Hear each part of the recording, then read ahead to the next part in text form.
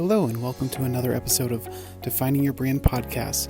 Today on the podcast, I have Suzan Hart, which in the beginning of this episode, if you're listening, I do pronounce her name wrong, so please do not get this woman's name wrong. She is a mindset mentor and is someone that I can listen to for hours because we all know that we can all do a little better in the mindset area, especially right now. So I want you to absorb as much as you can from this woman's insight, and I hope that you enjoy this episode with Suzan Hart. All right, Suzan Hart, thank you so much for joining me today. I really appreciate you being here. For those who don't know you or know how we know each other, we met on a amazing trip on the other side of the world in Dubai, and a mastermind, and it was amazing. And I loved being able to kind of learn from you and listen to what you do. And so I wanted to share what you do with everyone else because I know I have benefited from it, and I know that everybody else can too. So thank you for joining me. Oh, my pleasure, John. And it was such a pleasure to meet you in Dubai, of all places. Right. And you got to go around the world to meet amazing people. That's right. And I have these brilliant pictures of how you captured that event, and every time I use one, I get comments. Oh, So well, thank you. Yeah. So tell us what you do, a little bit about what you do in your business. Absolutely. I am known as the Mindset Mastery Mentor, and I help people master the thinking, the emotions, and the communication that often get in the way of their behaviors, the actions, the habits that get us towards our goals. So, when we set out to achieve a goal, what we aren't prepared for is the emotions that come up, the thoughts that come from our past, and the fears and all the ups and downs of our past, and how they turn into the language that we speak into the world. Yeah. And so I help people get an awareness of that so that they can shift their thinking, shift their communication, manage their emotions rather than have their emotions manage them. So they can get where they're going. So I like to say I help people get out of their own way. We hear that term, right? But it's like, I got to get out of my own way. That's what I help people do. That's awesome. It's a journey. It's lots of fun. And and it shows up in so many different ways, right? Right. Yeah. I mean, for someone, speaking from experience, someone that's been in business for 12 years now, I mean, it's so easy, and obviously now more than ever, to have those kind of that internal dialogue kind of get in our way. And it can be hard, and we get, like you said, get in our own way. We overthink, we kind of beat ourselves up. And sometimes it's really good to have an outside voice to help us kind of guide that a little bit. Yeah, absolutely. So what kind of people do you normally work with in your business? I tend to work with entrepreneurs, business professionals, small business owners, and individuals that are transitioning from being an employee to jumping into that thing called entrepreneurship. Yeah. And as having done it, it's a different way of thinking. Yes. And what tends to happen is we all come to the table, no matter what we choose to do, with our skills, our education, our talents, our treasures. And we've got these beautiful gifts that we're now going to put something together to create a product or service that we're going to bring to the marketplace. And then suddenly this thing gets in the way, and we're like, but I got all the talent. I got all, right? Because you're gifted. I know what to do. Why is this in the way? And what we don't expect is all the emotions that come with that journey.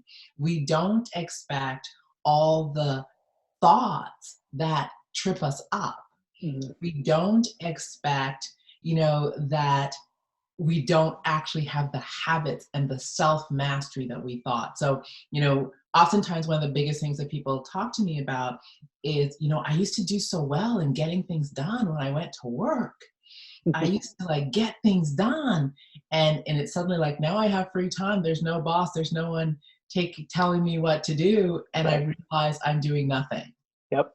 And so the discipline that we thought we had, the habits that we thought we had, the thinking that we thought we had, we realized was external, Mm. imposed by a structure called a job, made to happen by the motivation of this thing called a paycheck. Right. And now those structures are all gone, and we're left with ourselves Mm. and our own, what I call personal mastery or self-discipline, our own conversations that keep us where we are, our own fears, and there's no one else to banter that with. And on top of that, we want to look competent. So we're not going to tell people, oh, yeah, I started a business, but inside my head, I have doubt, confusion, overwhelm. We're Right. not going to tell people these things. So here we are carrying all this while trying to look like a master. Yes. And gosh, no, that can't be even more true than right now, especially in the online world. Everything's only what it appears to be. Yeah. And it's so, I mean, like there's this pressure, and it's funny, I've been seeing it in videos of these people that have these millions of followers, and they are giving this illusion of having this life, and then someone kind of pulls back the curtain a little bit, and we see the reality of what's Yeah. going on. And I think there's that fear of like, what if someone does that to us? What if someone pulls back the curtain and someone sees like who we really are? Yeah, I think we walk into this with a fear of being found out. And Mm. I think the biggest thing that stops us is exactly the fear of being found out. And I know for myself how I came into this, John, was I, like everybody, had the fear of being found out. And I was trying to be perfect. I was trying to look good. And all that trying got me nowhere. Mm. And it wasn't until I was willing to, I call it get messy, and understand that this leadership journey called entrepreneurship is a messy journey. And I Very. have to be willing to fall down, brush myself up, risk looking bad, risk getting it wrong. It's all these things. Mhm. And it was when I was willing to let people see me not looking so good Mhm. that I actually created a space where I had the opportunity to become great.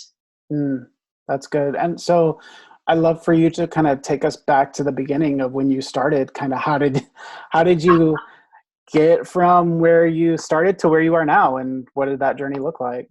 Oh, absolutely. So when I decided to jump into entrepreneurship, I don't even know if it was a decision, but an evolution. So I had been in my profession for 18 years. My background is crisis counseling. I do family, individual, and group counseling. And Mm. at that point, I've been in management. I managed a women's shelter, and then I was managing a women's day program, kind of like a crisis center. Okay. And I was exhausted. I had nothing left to give. I was done. Mm. On top of that, although I was pretty well at the top of the ceiling of the income that I was able to make, it wasn't the income that was giving me the lifestyle that my family and I wanted. So there was Yeah. always more month at the end of my money. So I was frustrated. I was tired, and I really just wanted something different. And Mhm. realizing I didn't have the energy to continue in that profession because it's crisis, it's stressful, it's challenging. So Yeah. I decided I wanted a simpler, easier way, but didn't know what it was. And I got a call from a friend by the name of Susan, and she told me about this company she had found, and it was the industry or profession of network marketing. And and I was like, "What? I don't think so." Yeah.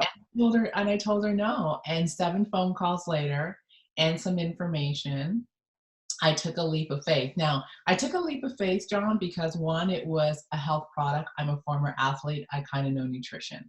It Yep. was talking about people, reclaiming their health. I that's something I love to do. So it was that made sense. It was Mhm. building teams. I had supervised teams for many years. That made sense. It was growing teams. I had grown teams for many years. That made sense. So I jumped into it going, I am fully equipped to rock this. Right. And my first year, I joke, I say if we were in starting blocks, we were in the blocks everybody took off, lapped me, and I was still sitting in my blocks. And I was like, okay, wait a minute. What is going on? Yeah. And for me, it was in my mind is like, I should be good at this. I have the skills, I have the tools, I know what to do. I'm a people person. Mhm. But the thing that was getting in the way was Suzan. Mm. And Suzan wasn't willing to ask for help. So I didn't seek out the information that I didn't know because I wanted to look like I knew it. Mm. I was afraid to fail. I was afraid to look bad. And I was so busy being perfect that I came off kind of unapproachable. Okay. And so, and it's funny because when you're in sales, as any entrepreneur is, Right. people have to buy you first. And if you're not approachable, and if you've got this wall between you and everybody else, Yep. it's hard for them to know, like, and trust you, so that they can say, okay, I like you, now show me what you got. And Yeah. I was stuck in this limbo. And so that was the first thing. The second thing was, so I was, after I started and things started to happen a bit, I decided to resign my job, and I was home. Mm. I was home with lots of time and not knowing what to do with it, and not having the level of discipline and self-mastery that I needed. So like most entrepreneurs, my emotions ran the show versus great choices. Mm. Do you get what I'm saying? Yeah. So my emotions, I'm tired, I'm afraid, I'm scared, I'm anxious, I'm overwhelmed. That was running the show. And how that showed up was I looked busy, but I was not productive. Mm-hmm. And I was moving paper around, doing all sorts of things. And I had to come face to face with the fact that I didn't have the habits I thought I had. I didn't have the emotional mastery I Mm. thought I had.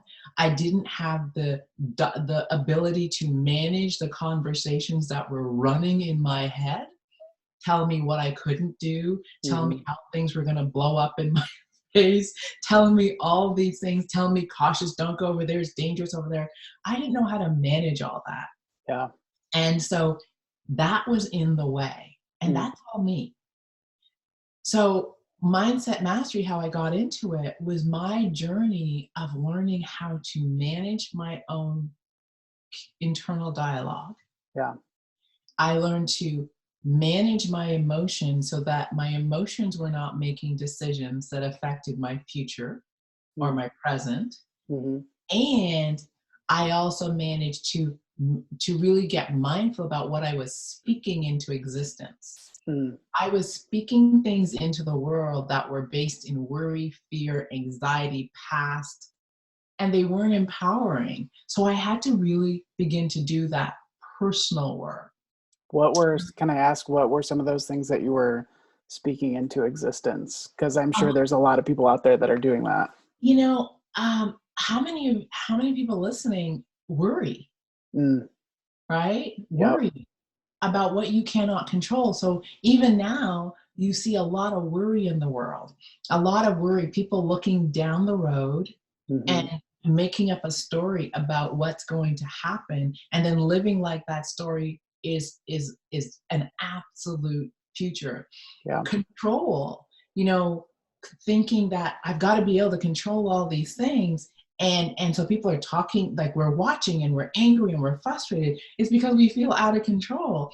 So for me, it was, I wanted to control all the things out there. And I had to realize the only thing I have control of is this person right here. So it was those things. It was making people do things. You know how that goes, Yeah. right? Right. Always turns out for the best, I'm sure. And so it was really just getting clear on what I was able to take full responsibility for, Yeah. and what was not mine. And I tell people all the time that mindset mastery is building your faith muscle, Mm. right? And it's also building your belief muscle, and it's allowing you to surrender and really kind of go, okay, I can't control that, so let me let it go. Yeah. But what I can control and manage is what I choose to do given what the cards are I'm dealt with. Mm. And it was really for me to begin to pull things apart and let go what wasn't mine and really take 100% responsibility for the things that were. And that was a huge shift for me because I tell people recovering control freak, right? I can relate. I want to control everything. Mm-hmm. I want everything to be predictable. I want it to go the way I was. And the biggest learn for me was, okay, that's not really how life works. And it's definitely not how entrepreneurship works. Yeah. Did you find that shift happened quickly? Did you have a moment of realization, or was it a thing that happened over time? What was that shift? What did that look like? I think it happened quickly once I got mentors, Okay. right? Once I was willing to ask for help and become vulnerable and talk through what was going on, it was like shifts happened like that. And the Mm. shifts happened, I understood it, then I had to go practice it. Yeah. It was like, you had that aha moment, that insight. And Mm-hmm. then it's taking that insight and putting it into practice. The insights were quick. The practice, that was time. That Took was an some time. evolution. That was an evolution. Yeah. That's well, and I think for people maybe that are resisting it, maybe they're afraid of the time that it's going to take. And, but I feel like it's going to take a lot more time to resist it and then to eventually have to be forced into walking through that. So the longer you put it off, the longer that process is going to be. Absolutely. And it's like, and I tell people all the time is if you were to push your two hands together Mm. like this and Mm-hmm. have to go through life doing this, that's exhausting, but that's like life is coming this way and you're pushing against it. Mm. You're resisting. Yeah. And the minute you let go and stop resisting, life just falls. It just falls, like it just falls away. It becomes ease. Mm. And so what I began to realize is what I resist and try to focus, I give a lot of energy. And it ends up getting bigger and bigger and stronger because I'm giving it energy. I'm feeding it, Yeah. right? But if I choose to surrender to it, and give my energy to something else, what the thing that I can control, it loses its power, Mm. or it almost like it shifts because the minute I change, it's almost like the minute I change how I perceive something, how I interact with something, how I look at something, it's almost like the lens to which I see it has now shifted. Mm. And the same thing that seemed big, scary, and I can't get past this. Suddenly I'm seeing opportunities and possibilities and different things. It hasn't changed. It's I've surrendered and accepted that that's what is, but I've shifted how I look at things. And that's the biggest thing for me is to really understand that to be responsible for something is my ability to respond and adapt. That's all it is. Yeah. And so I just got really good at taking responsibility and saying, okay, so this is what life has given me. How do I now respond and adapt so I can get where I want to go? Yeah. And understanding that that's what I can change. I can change Suzanne. I can change the way Suzanne's viewing something. I can shift my perception a little bit. I can go get help. There's so many things I can do to adapt. But first I Right. have to accept and then take responsibility. Mm. And I feel like now more than ever, like every one of us experiences things in our lives that we can't change or we can't force. And those seem like we can because maybe it's just applicable to our situation. But right now, we're all in the same situation and it's something that we can't change. We just have to kind of go with it and figure out how we're going to move with it. And I think that what you're talking about applies now more than ever. Absolutely. And I think one of the biggest things was realizing that I either get to be the victim of circumstances, Mm. or I can choose to be my own hero in a certain situation. So you see a lot of people right now that are the victims of the situation. Yeah. And I say that not from a place of judgment, but from a place of the place they're perceiving it from. This is happening to me, and I can't control it. Therefore, I'm a victim of the situation. Yeah. And oftentimes when we sit in that place, we sit from the place of poor me. We sit from a place of I have no control. We sit from the place of there's nothing I can do. And look what's happened. Listen to the language. Look what's happening to me. Look Right. what's happening to us. Mm-hmm. We hear it. There's nothing we can do. Like we're hearing the language. And oftentimes when we sit in victim, we go to a few places emotionally. We go to shame, blame, judgment, right? And finger pointing, anger, all those emotions. And those are emotions of I can't control out there. And because my mind wants to regain control, I'm going to judge, blame, shame, all the stuff. And you hear it. The government's not doing this. This is not fast enough. Da, da, da, da. All these different things. Right. And so that's the victim mentality. And we're so conditioned and socialized to do that. Yeah. Right? Then there's another group of people that are going to look at the same situation and they're going to say, this is different. And they're going to say, okay, I can't control what's out there. But these are people that also walk with the belief that they could never have controlled out there. Yeah. Right?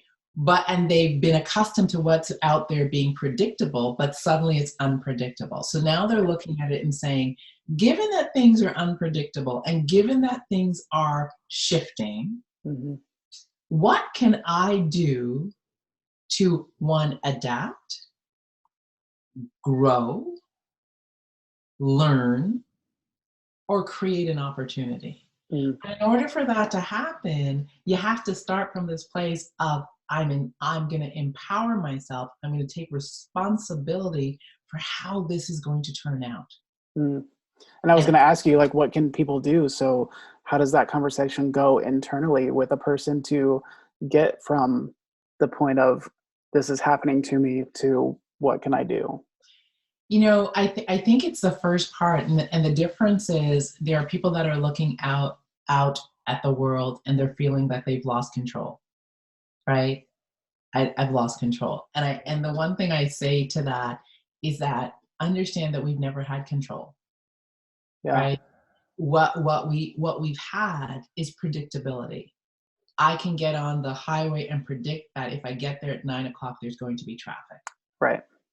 I'm going to predict that traffic moves a certain pace. It's going to take me an hour, but I can't control the traffic.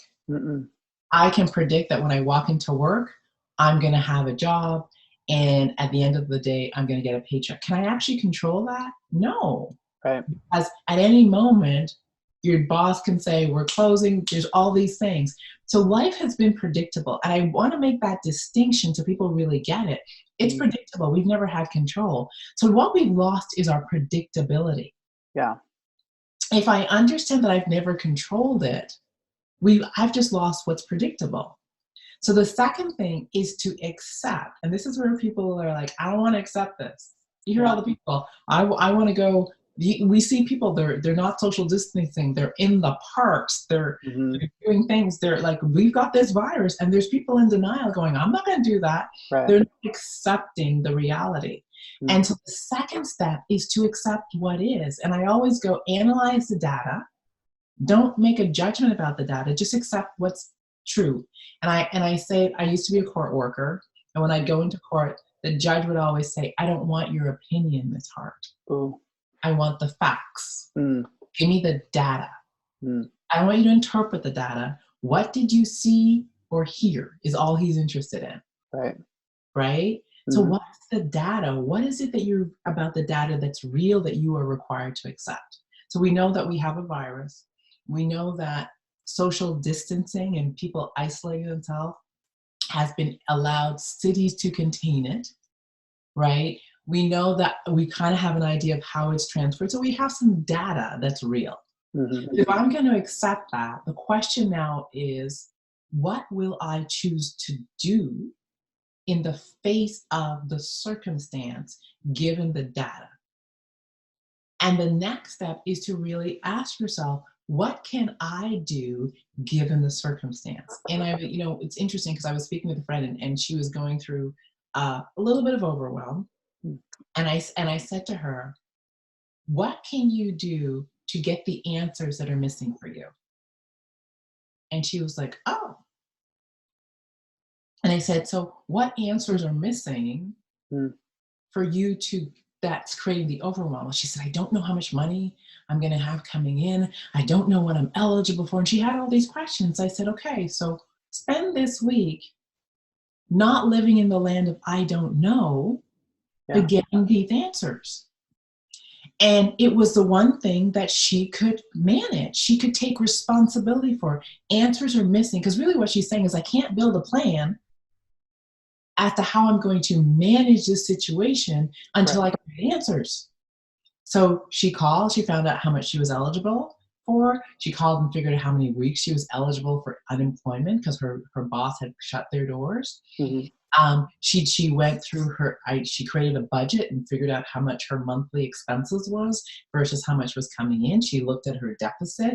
She looked at what she had in her savings account. She did a whole analogy. And when she called me back, she said, I realize that I can be okay for X amount of time. So that was the first thing. So her overwhelm reduced because she took responsibility for finding the answer that she needed.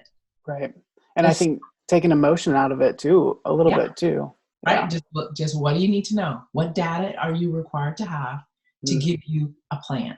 So that was the second thing. Once that was happened, then it was kind of like, well, what would you, given that you're sitting at home and you now have the data that you can survive for X amount of time, the next question was, if you were going to be creative and use this time to your benefit, what would you do? She said, I've always wanted to start a business.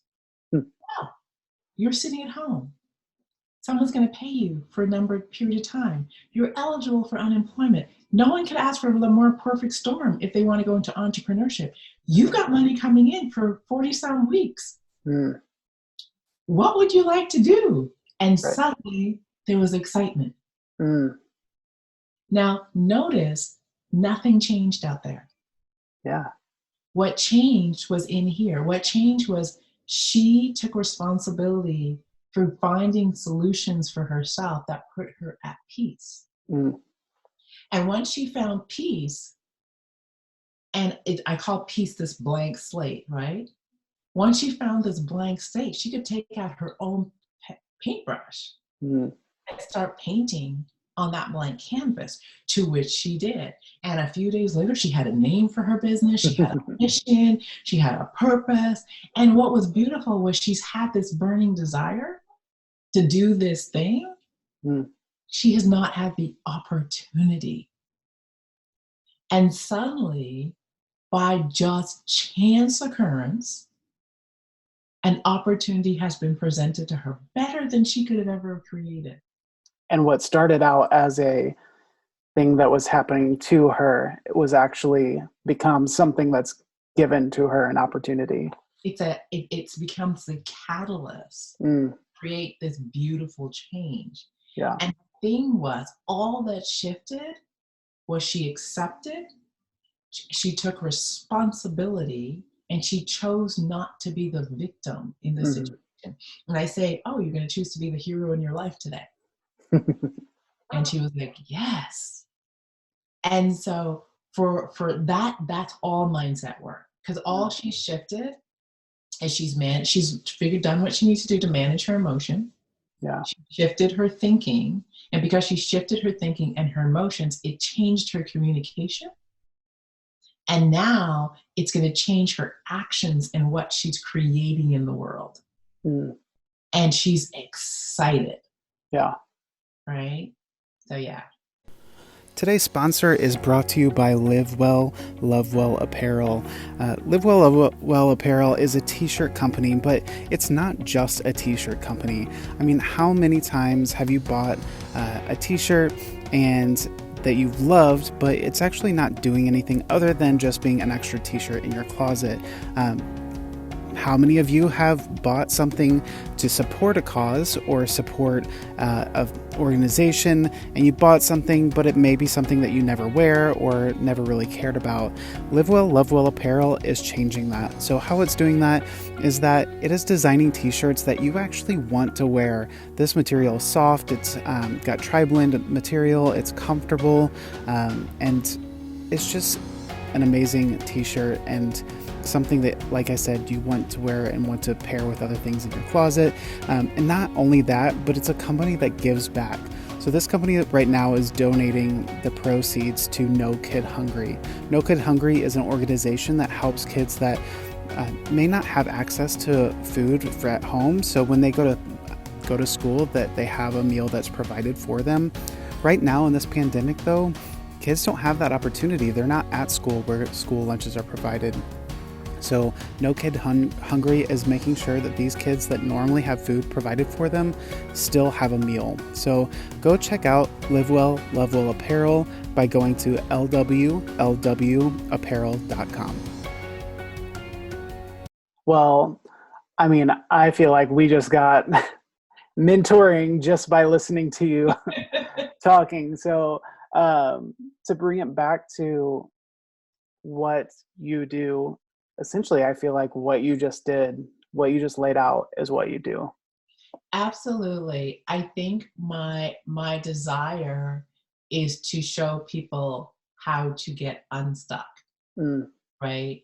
And I've learned that there's actually technology, a systematic way that if you are able to think in this systematic way. So my work has 7 mindset mastery principles that when used will kind of have you have all the tools to unstick yourself. And then we focus on 4 areas of mastery that we need to manage, we need to be aware of. One is our thinking, right? So I helped her become aware of her thinking. Yeah. The second one is our emotions. What are the emotions? And it's kind of like, what are the emotions that are running me right now? Right. Right. And are they beneficial? And if they're not, what am I going to consciously choose to do in the face of those emotions? And it's not to suppress them. It's to consciously choose, one, to feel them so you understand them, but then choose, how am I going to respond so that my emotions aren't running the show? Yeah. The third part is, how is my internal dialogue feeding my thinking? Yeah. Right? Because your thinking creates that internal dialogue. I tell people, first we think, build a chair, right? Idea, ooh, it'd be good to have something to sit on. Then we talk about it to ourselves. Ooh, what would that chair look like? Da, da, da, da. Then we speak it into existence. I need tools to build a chair. It looks like this. And then we do the action of building the chair. And now a chair exists in the world. Right. Right? We do that with everything. We create all the time, and we do it the exact same way. But the funny thing is, we're not conscious of it. So how many times have you thought, oh, that's going to be disastrous? Yeah. Right? That's never going to work out. You make the decision already. And then your mind goes, let's look at all the ways it's going to not work out. And now all the ways that you're telling yourself, your internal dialogue is telling yourself, now your emotions are lining up with anxiety, fear. It's not going to work out. Right. And then you're telling people, oh, no, it's not going to work out because of A, B, C, and D. And then that becomes your reality, and you're upset. Yeah. Because it didn't work. I told you it wasn't going to work out, not realizing that you decided that it wasn't going to work out. You created not working out of nothing. Yeah. Or out of past history, Because one time you tried something that looked like this, felt like this, and it didn't work out. So now you've got evidence. Or a parent of yours tried something and it didn't work out. So now Yeah. you have evidence it's not going to work out. And you've carried that past into your present, spoke about it, felt about it, created it as real. Yeah. I think there's a difference between, because you have to test things to make sure that it's going to work. And there can be a time where you make that call. But I feel like, and I say this from experience, like you said, well, I did it that one time, or I talked to someone and they tried it and it didn't work out. And you take one experience that has not been tested over and over. You take one Absolutely. story and project it onto this thing. Yeah. Yeah. And it's funny because I have another client, and one of the things that they said was that, all entrepreneurship is feast or famine, Mm, and it often fails. And I thought, wow, okay. And I said, where were you taught that? And she said, well, a parent of mine one of my parents had a business, and it was feast or famine, and it failed. And I was like, okay.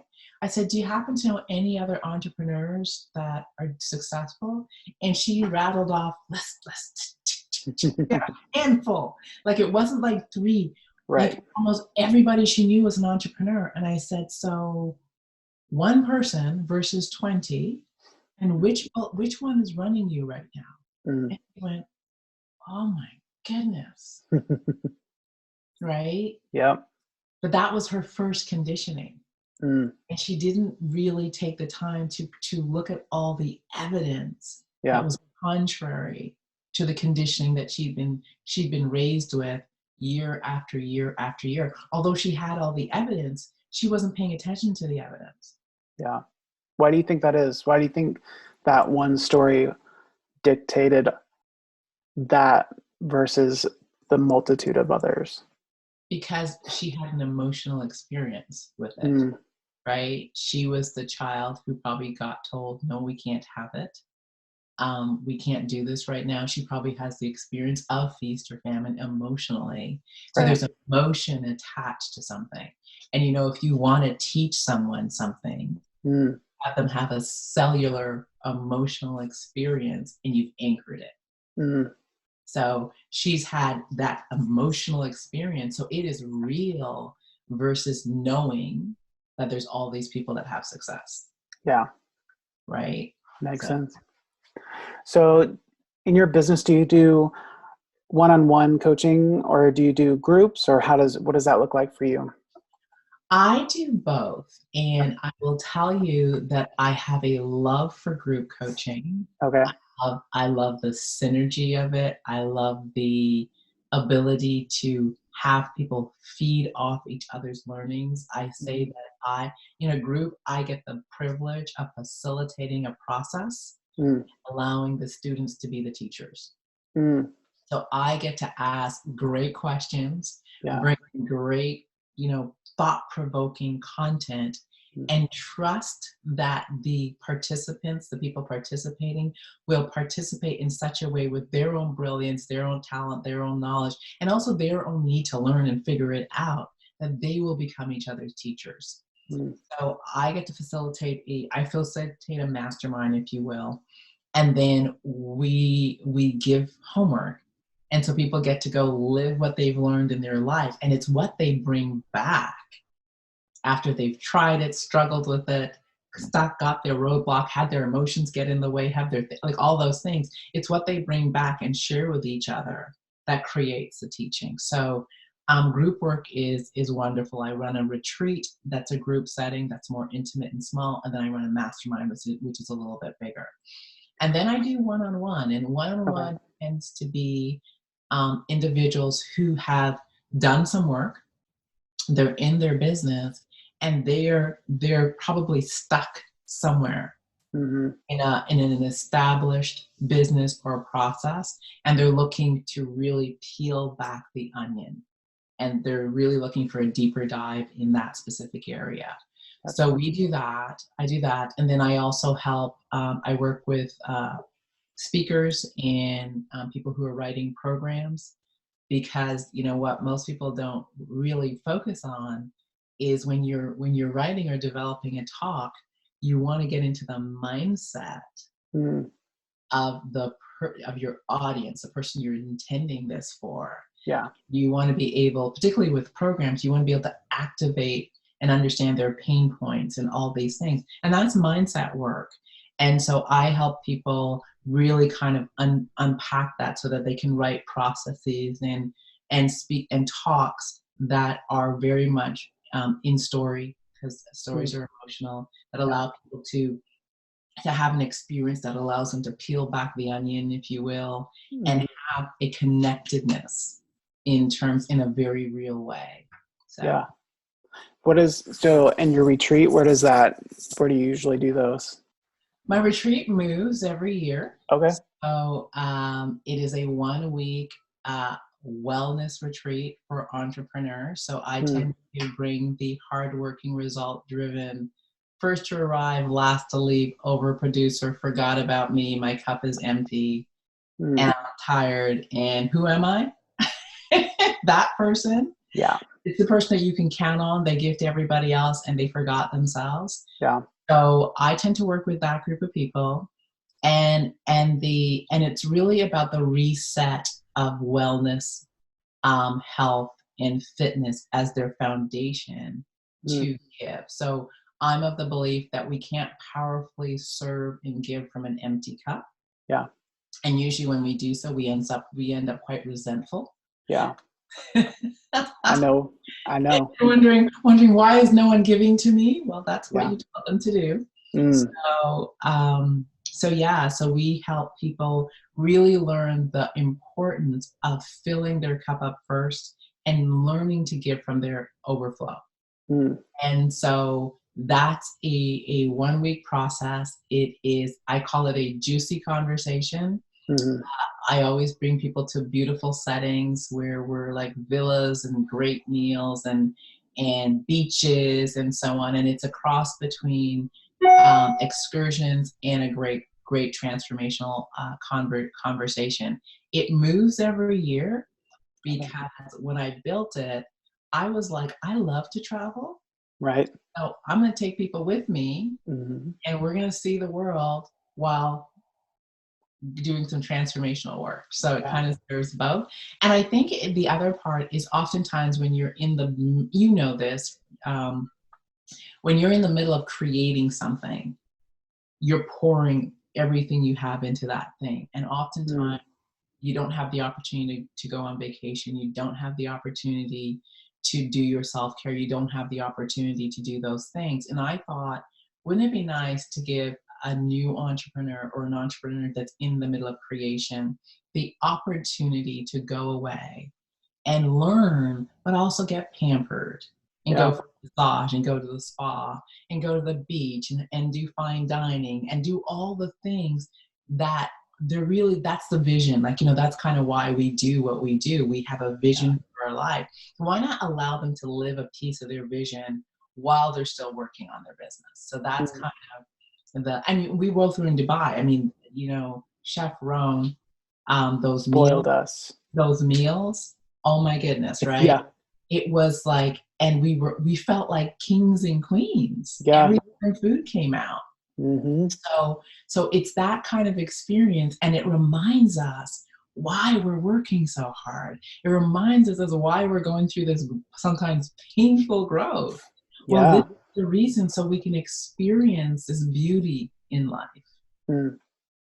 Yeah. And do you find that people that are drawn to that experience have a hard time? I was just thinking, like, there are times when something as simple as a massage, you can find it difficult I can't even relax right now. Like someone's, I'm still thinking about what I have to do and I have, where I'm going next. Do you find it difficult for people that are coming to your mastermind that they have a hard time even being taken care of?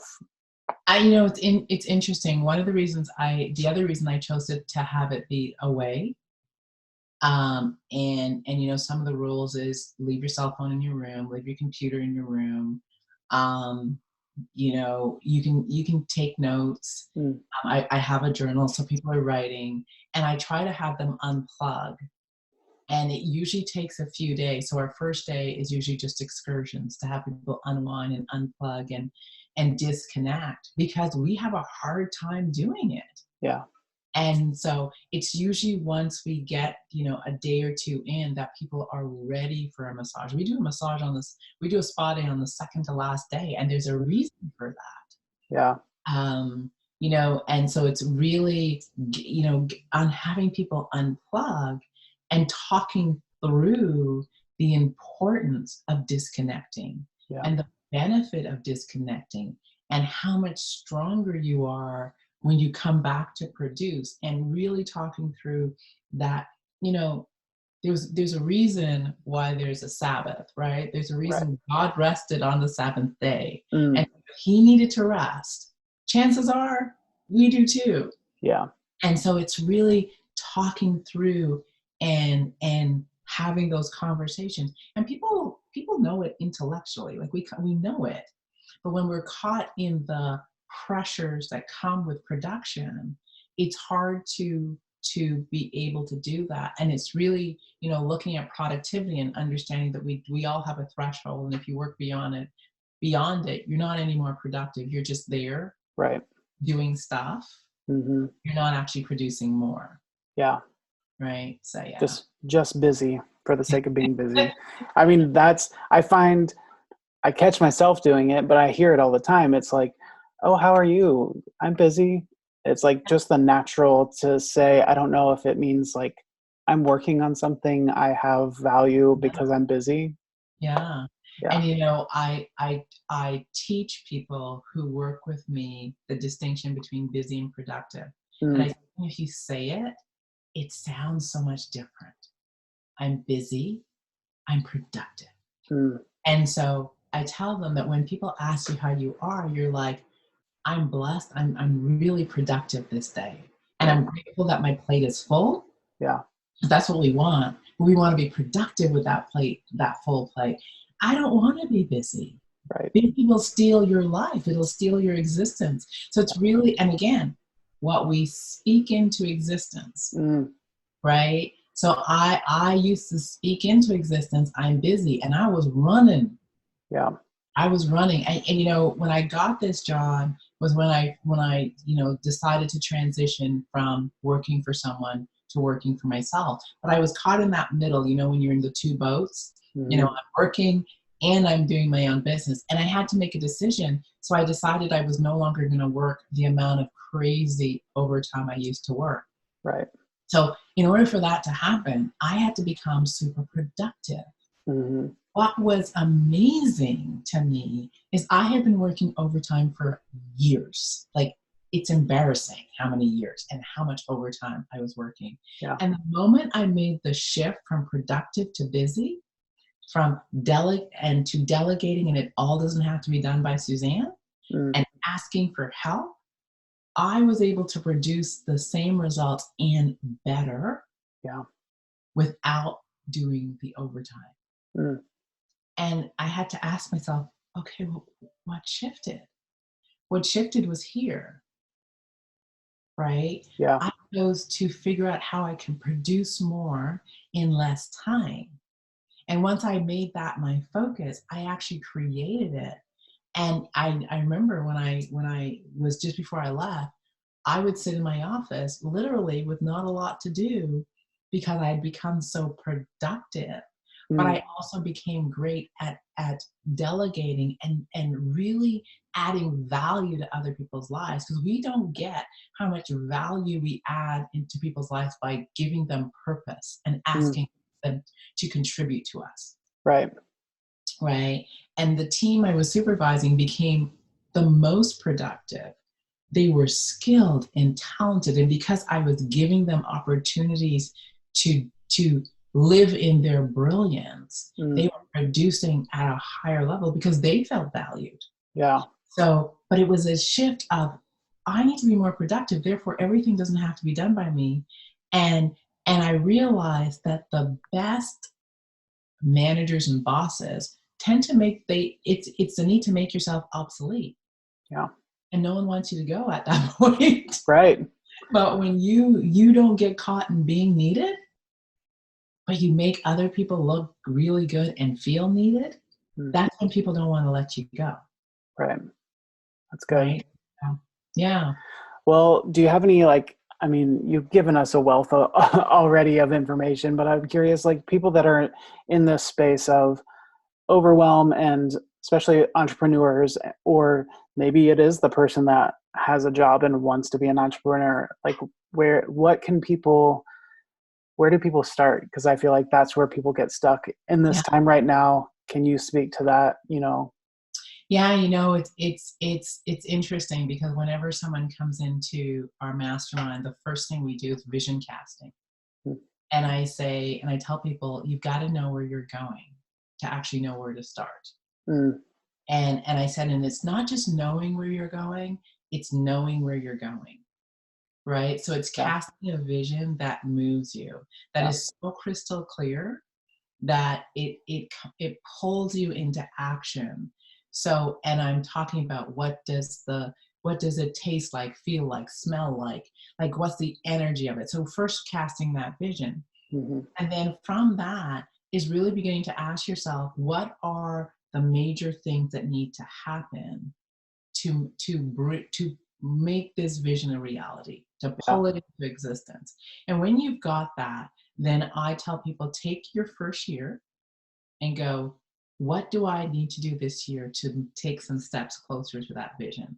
And mm, then identify things that you're going to do every quarter. So in our mastermind, we work in with 8 goals a quarter, and they are, believe it or not, they are, because I'm foundational.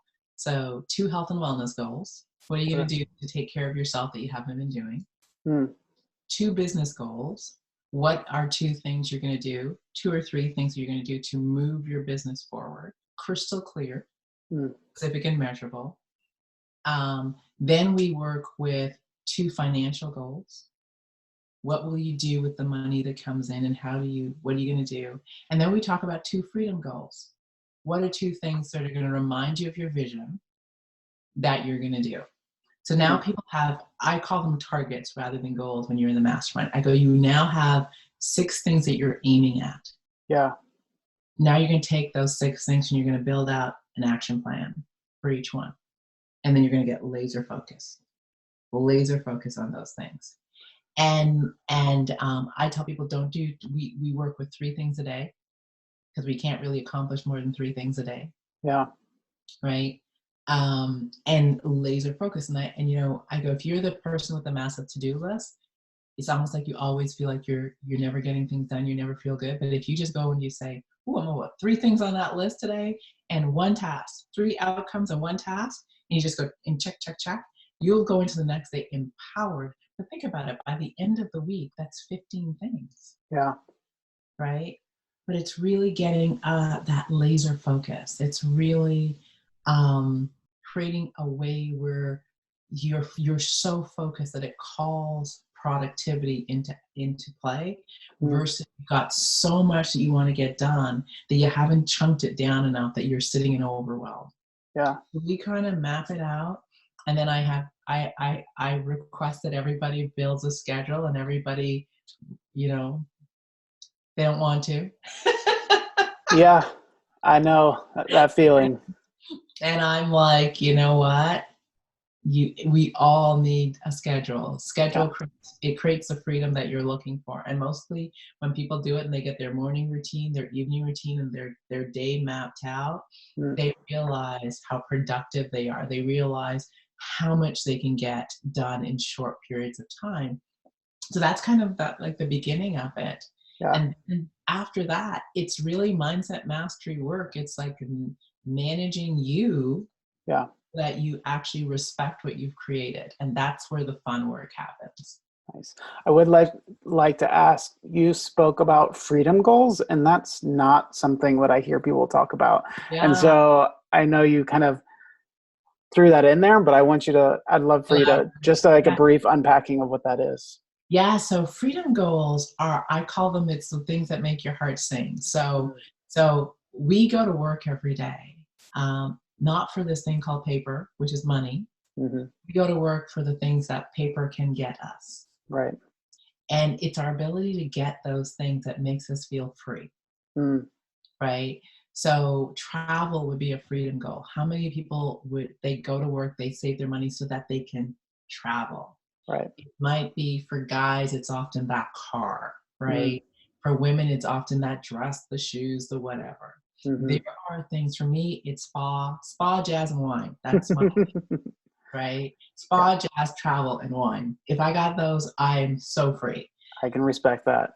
So, yeah. So there are things that when we think of working and having time freedom, we would fill our time freedom with these things because they make us feel alive and Mm. free.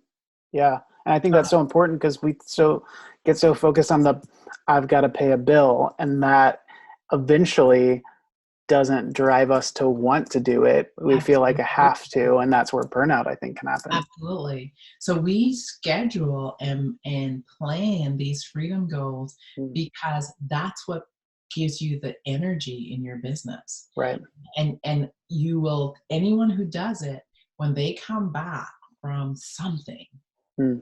that they have let go of business, they've had a great time, whether it's a weekend, whether it's an afternoon, whether it's a week, they come back with new energy. Yeah. But they also come back with evidence.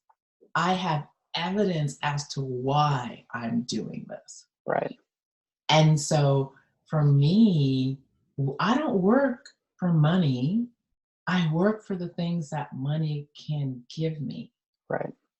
And in order to be intentional about living a life I want, Mm. I've actually got to map it out because we get caught in the busy, Yep. the production when we move into production. But Mm. production is not useful if it doesn't feed the vision, Right. right? Yeah.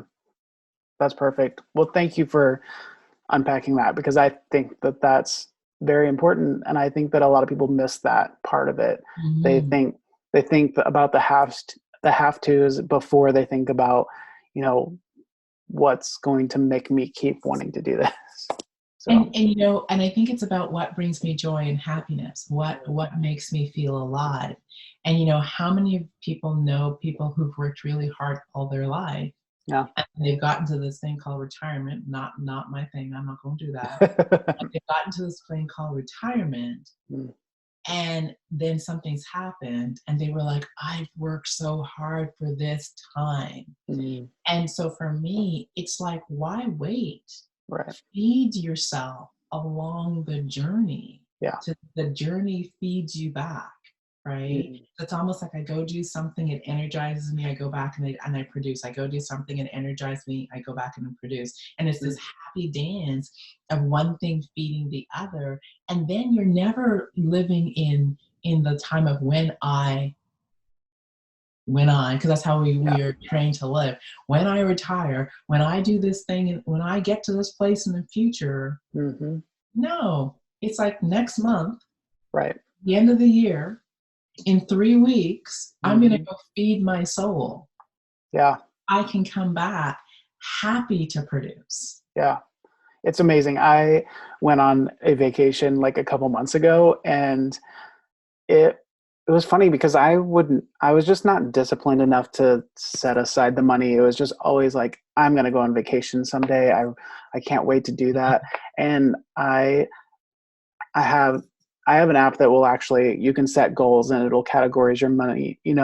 What do you want to go where? And so I was like, you know what, by this date, I'm going to put away this much money to allow Mhm. myself to go on vacation. And it shocked me how simple it was, because it's always seemed unattainable, because it was going to be that thing that someday I was going to do. And when I Uh-huh. finally put a date and put a dollar amount on it and put stuff towards that, it was like, I could have done this all along. And it took no time to actually allow myself to do that. And you know the interesting thing, because you're talking about being super intentional. Mm. The other thing that people realize is it didn't take more energy, nor did it really take more resources, because most times you don't miss Mm-hmm. the thing that you're putting away. You don't Yeah. actually miss it. And so we put off so many things because we're not intentional. And it's almost like the woman I was talking about who was overwhelmed. Mm. She couldn't see it, and she didn't ask herself, what do I need to have happen for me to feel less overwhelmed so I can get here. Yeah. And once she took the emotion out of it and she actually looked at the data and started planning, she got there with ease. And then she was like, this is so doable. Mm. We don't manage our emotions. So our emotions are running the show. Our emotions are making the decisions. Yeah. The emotions are telling us what we can and can't do. But if we are able to stop and say, I know I'm feeling this, but what do I need to do to manage this? What information am I required to help dissipate this? And when we do that, then it's often like, I can so do that. That is so possible. Yeah. Well, thank you so much for joining me. I love this conversation. And so if people want to find you and find out where they can join you on your journey and maybe even partner with you going forward in the future, where online do you exist so that people can find you? Absolutely. Well, first they can find me, they can go to my website, which is SuzanHart.com. And when you go there, we have a Mindset Mastery mini course, and it introduces you to Mindset Mastery. It's a 7-day mini course. It's a gift to everyone that goes, so definitely do that. Yeah. And then you can find me as Suzan Hart. So it's SuzanHart.com is the website, and then on all social media platforms, it's Suzan Hart, and it's SuzanHart. And for us Americans, it's Z. Yeah. If there's any confusion there. SuzanHart. There you go. Well, thank you so much for joining me. I could listen to you talk forever, and I always feel like I have amazing takeaways. So I'm sure there'll be many other people out there that will take away from this as well. Oh, John, thank you so much for having me, and thank you for your time. This has been amazing, and you are serving so many people with these conversations. So thank you. Well, thank you. All right. Have a great day. You too.